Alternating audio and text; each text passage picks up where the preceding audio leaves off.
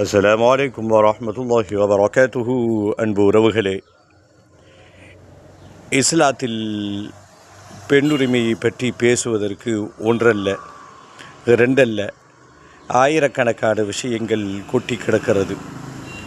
இப்பொழுதுதான் பெண்கள் உரிமையை பற்றி நாங்கள் எல்லாம் பெற்றுவிட்டோம், நாங்கள் படிப்பறிவை பெற்றுவிட்டோம், நாங்கள் ஓரளவுக்கு சுதந்திர காற்றை சுவாசித்து கொண்டு இருக்கிறோம் என்றெல்லாம் ஆங்காங்கே குரல்கள் எழுப்பப்படக்கூடிய நிலையில், இந்த உலகம் ஒரு காலத்தில் பெண்களை எப்படியெல்லாம் சித்தரித்தது என்பதை கடந்த கால வரலாறுகளை பார்க்குகின்ற பொழுது, இஸ்லாத்தை தவிர அரபுலகத்திலே இஸ்லாம் வருவதற்கு முன்பாக, தன் ஒளியை பாய்ச்சுவதற்கு முன்பாக அந்த மக்கள் பெண்களை எப்படியெல்லாம் நடத்தினார்கள் என்ற கடந்த கால வரலாற்றை உற்று நோக்கினால், நாம் எல்லாம் இப்படியெல்லாம் மற்ற இலக்கியங்களிலும் இதிகாசங்களிலும் இப்படியெல்லாம் சொல்லப்பட்டிருக்கிறதா என்று நாம் வியப்பின் உச்சிக்கே சென்று விடுவோம்.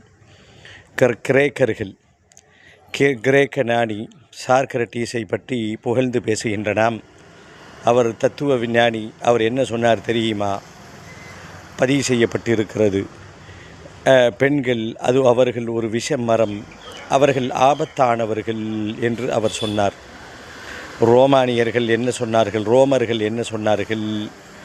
பெண்கள் அது ஒரு பிறவி, அவர்கள் ஒரு பீடை என்றெல்லாம் வரலாறு நெடுங்க எல்லோருமே பெண்களுக்கு ஆன்மா இருக்கிறதா என்றெல்லாம் விவாதிக்கப்பட்ட காலத்தில் இஸ்லாம் மாத்திரமே பெண்களுக்கு முழு உரிமையை தந்தது.